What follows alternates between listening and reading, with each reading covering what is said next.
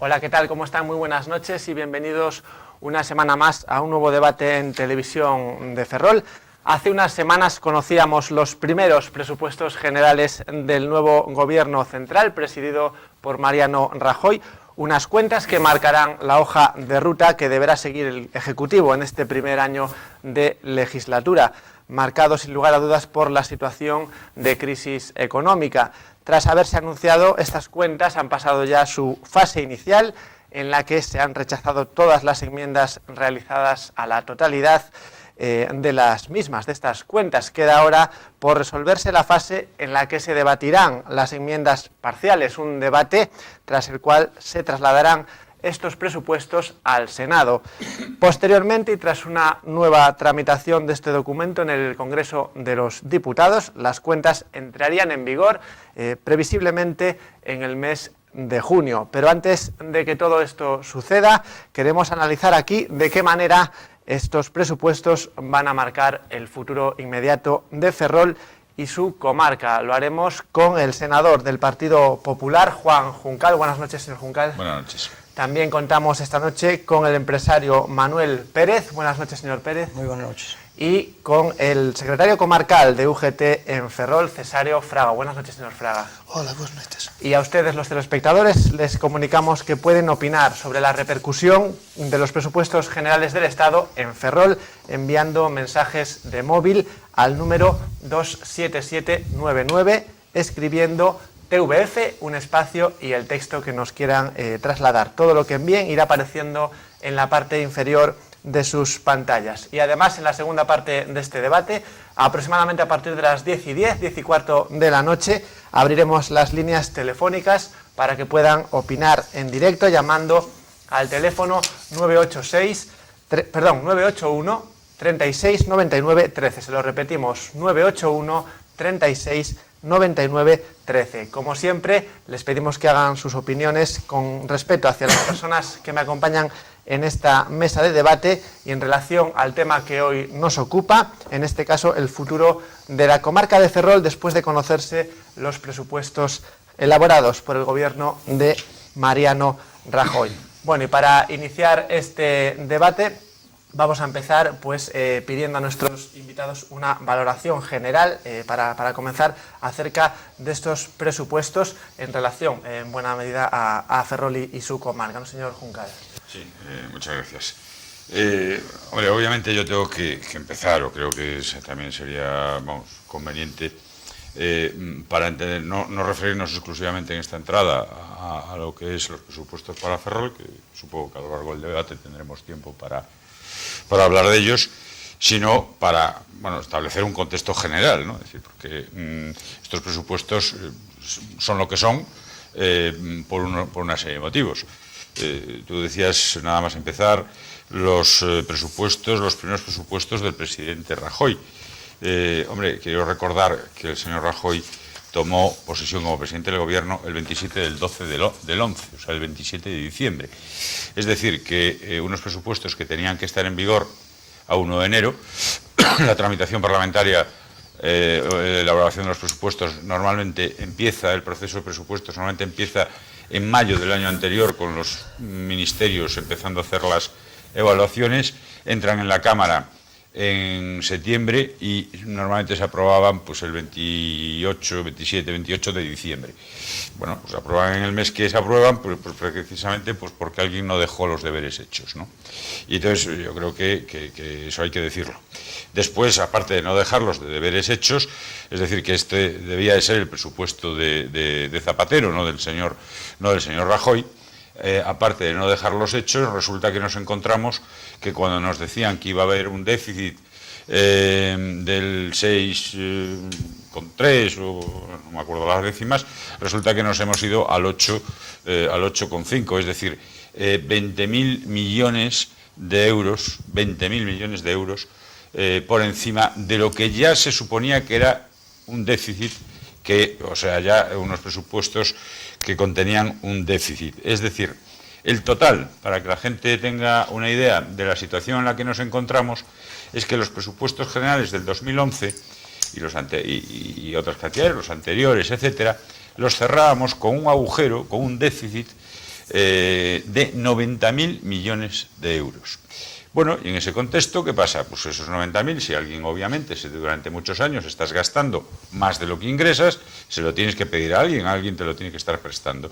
Y bueno, la situación económica y la situación internacional ha dicho, bueno, pues mire, yo ya no estoy dispuesto a prestarle más. Por lo tanto, lo primero que hay que hacer es restablecer la confianza de España. Vamos a hablar de la marca España, pues hay que restablecer la confianza. Si no nos prestan dinero, malo, y si nos lo prestan, nos lo van a prestar más caro. Por eso, bueno, pues estamos viendo lo que está pasando con esa famosa prima de riesgo, que no significa nada más y nada menos que, bueno, pues nos dan el dinero mucho más caro que a los alemanes. ¿Por qué? Pues porque, bueno, digo Alemania porque es los de referencia, habrá otros países, pero que se utiliza la referencia al bono alemán. ¿Por qué? Porque, bueno, los que tienen dinero, los que prestan dinero, dicen, supongo que Alemania me lo va a devolver. Ahora, de los españoles no, y desde luego, como no me fío, por lo menos si se lo dejo, desde luego se lo voy a dejar a un tipo mucho más superior y que, por lo tanto, nos carga de una manera muy importante la primera partida del presupuesto, que es los intereses de la deuda. Entonces, durante 8 años de gobierno socialista nos hemos visto con un nivel desaforado de gasto, por desgracia en muchos casos improductivo, y nos encontramos en la situación que hay. Entonces, en la situación que hay no queda más remedio. Se dice recortar. Yo me niego a aceptar ese término. Recortar es restringir algo de lo que tienes o separar una parte de lo que tienes, y resulta que el problema es que aquí es que no tenemos nada. Sencillamente, lo único que ha hecho el gobierno del Partido Popular es, con unos ingresos previsibles y a la baja, porque tal, tengo una cantidad y la distribuyo de una manera. Es decir, recortes es cuando quito. Es que aquí no se trata de quitar nada. Aquí partimos de una situación una previsión de ingresos para el 2012 que nos queda en X. Pues ese X hay que repartirlo, eso es lo que hay, y aún así, obviamente, Tiene que ir finalizando, señor Juncker. Voy finalizando. Es que pues, decía que esto es muy complicado como para resolverlo en 2 minutos. Y aún así, porque la situación estaba tan desmadrado el gasto público, aún así hacemos unos presupuestos que ya hay un déficit reconocido, pero obviamente un déficit que no nos podemos pasar de él. Y esa es la situación. Sencillamente no se puede gastar más de lo que uno tiene. Incluso, ya vuelvo a insistir, que nos vamos a un déficit reconocido de un 6%, pero que no se puede gastar más. Y eso es lo que se ha hecho, ha sido redistribuir esos ingresos previsibles a lo largo del 12, en un ejercicio, vuelvo a decir, que estos presupuestos tenían que haber sido aprobados anteriormente. ¿Quién se equivocó o quién no los quiso hacer? Esos son ya motivos, en fin, que la gente lo valore, pero que estamos en la situación que estamos por estos motivos. Bueno, señor Pérez, ¿cómo ve usted desde el punto de vista empresarial estos presupuestos generales?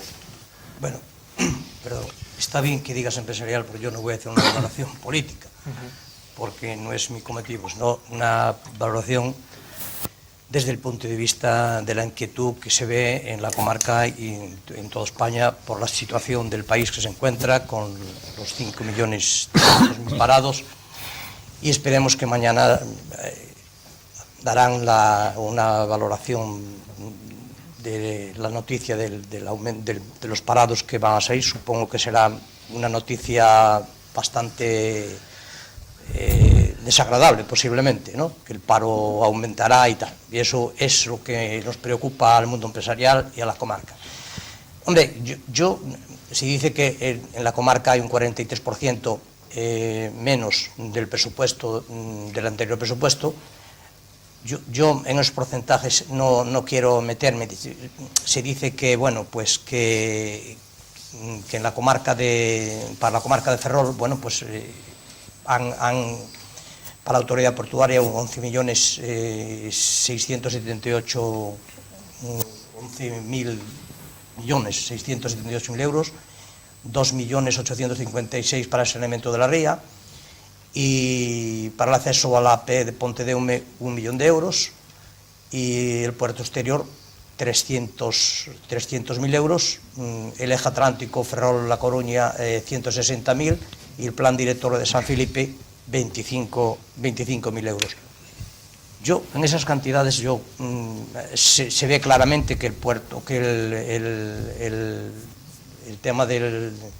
no se va a hacer el tema del acceso del tren con 300.000 euros, eso no da para empezar ninguna obra ni decir nada, pero sí da para el inicio del proyecto, está clarísimo que para eso tiene que dar, ¿no?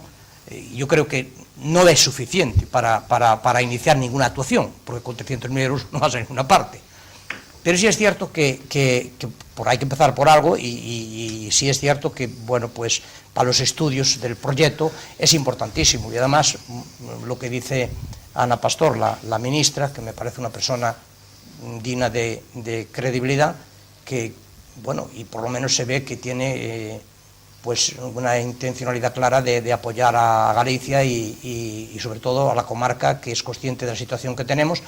Y si sacan a concurso el proyecto y tal, bueno, pues eso, por algo se empieza, y eso es bien que se tenga. Y luego después, bueno, pues la situación que es la que es. Y si los presupuestos son así en toda España, pues son así. También aquí tenemos que aceptar los recortes. El problema viene que efectivamente, bueno, que hay que abarcar más. Como decía Juncal, no nos vamos a quedar simplemente en el tema de los presupuestos y valorar eso, sino que hay que valorar otras cosas más, ¿no? La reforma financiera. Es importantísimo que a partir de ahora, supongo que el gobierno se pondrá con ella, es lo que se viene diciendo, que en el mes a últimos de este mes o así, el mes de mayo, empezarán con la reforma financiera, porque es el único que nos puede sacar adelante para que haya préstamos para los empresarios, para que podamos crear empleo, para que se puedan crear puestos de trabajo, porque si no se crea el cáncer más importante, el foco más importante es la creación del puesto de trabajo. Si no se ataja eso en toda España, seguimos siendo el país de la cola de Europa, con el 23% de paro, y los demás países con el 6%, como Alemania, el 7%, Inglaterra, y sucesivamente así, pues Francia con el 7 y pico, el 8, Italia pues también con el 8 y pico, y nosotros con el 20 y pico, no vamos a ninguna parte. Lo que sí es cierto, que bueno, y ya vemos la gente en la calle cómo está, la preocupación que hay, gente que te pide trabajo, y la... Vaya concluyendo. Sí, ahora mismo concluyo, y la necesidad que hay, con paro juvenil de 50% y tal, y que no sé, que los padres desesperados, manteniendo los abuelos y los pensionistas a sus nietos, y que esto hay que darle una vuelta como sea, y la preocupación es más grande que hay de los empresarios, es esa, que hay que ponerse a trabajar, pero necesitamos financiación. Bueno, señor Fraga, ¿cómo ven los sindicatos estas cuentas, ¿no?, de las que hablábamos? Con preocupación, con moita preocupación, e máis despois de escoitar a don Juan, que parece que ven má mente aquela frase famosa de sostenella e non enmendalla, ou que quere decir que decir cando non hai nada que decir. É dicir, os presupostos xerais do Estado toman como base dúas variables, ingresos e gastos. En canto aos ingresos do Estado, tal e como están contemplados, parece que por un lado son discriminatorios. E por que son discriminatorios? Pois basicamente pola amnistía fiscal esta que esconden, e como señalan ben os técnicos de Facenda, isto atenta contra o principio constitucional de igualdade tributaria, é dicir, os que estamos pagando religiosamente a Hacienda, o don Manuel creo que o fai, eu o fago religiosamente, soportamos unha carga, e usted supoño que tamén, non quero dudalo, perdón que se me... Citas a todos e me dejas a mí al margen, entonces...